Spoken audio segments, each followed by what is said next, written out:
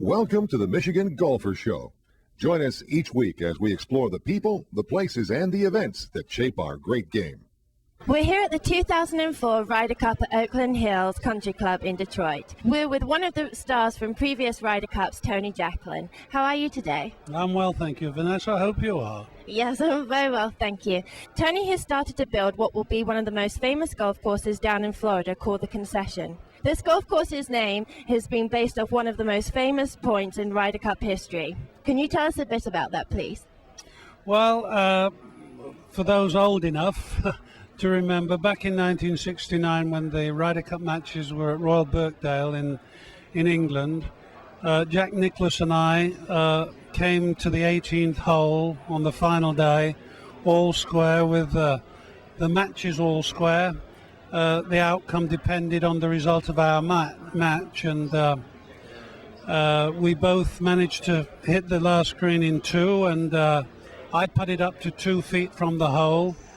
Jack ultimately two-putted, holed a 4.5 footer for a second putt, and when he picked his ball out of the hole, he picked my marker up, thereby conceding my 2-foot putt for the half, and that was the first half in Ryder Cup history. Of course, it was a wonderful sporting gesture, something certainly I'll never forget. And all these years later, an opportunity arose down in southern Florida, and we're now building a golf course to commemorate the moment. And I think that might be a first. I don't believe there's ever been a golf course built memorializing a moment, and well, I thought the moment was very worthy of it. It was a great gesture on Jack's behalf. Absolutely. And now with this, are you going to be taking any holes from that famous course in England to put into your course, or is it going to be totally different? Well, it'll be different. I mean, Florida, it's old Florida. We've got lots of lovely oak trees, pine trees, some palmettos, but it's a long way from what Royal Birkdale, which is a links course, looks like. No, I think it's more about memorializing the moment. We've done the routing. The routing's all set. We start construction a couple of months from now, this winter, and we're just going to make it as good as it can be. I mean, using all our powers, we're going to do it together. We're committed to making it as good as it can be, championship standard. And do you think that your ultimate goal from this will be one day to host the Ryder Cup itself? Certainly, I've already spoken with the PGA of America on that score. Definitely we'll be looking to host PGA events there. To get the Ryder Cup there, ultimately, we would have to wait till 2020, and we may both be pushing daisies up by then ourselves. We're going to put in for the Ryder Cup, and certainly it'll be of that standard. The golf course will have no home sites surrounding it, a core golf course. In fact, there'll just be 2 homes visible from the golf course, and one's Jack's and one's going to be mine. So, but apart from that, there's 250 homes within the complex, but not on the course. So it's going to be a very high-end, special development. The history of the Ryder Cup will be depicted throughout the clubhouse. There's going to be 2 clubhouses there. One will be for sports, the tennis, the swimming, and keep fit and all the rest of it. And the main clubhouse, which is in the middle of the concession itself, will be dedicated to Ryder Cup history, some of those wonderful moments of camaraderie that anybody that's played in Ryder Cup enjoys.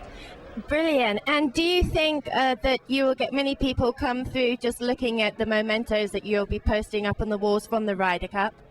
Well, I mean, we hope that people will travel from far and wide to come and play the golf course. I mean, our objective is to make it, as I said, very special. We just want it to reflect what I believe is one of the great moments of sportsmanship there's ever been. And maybe you could just answer for me, when the players go out and play in their regular PGA tournaments and, all over the world, in Europe also, at the back of their minds, are they out there trying to fight for a spot on the Ryder Cup?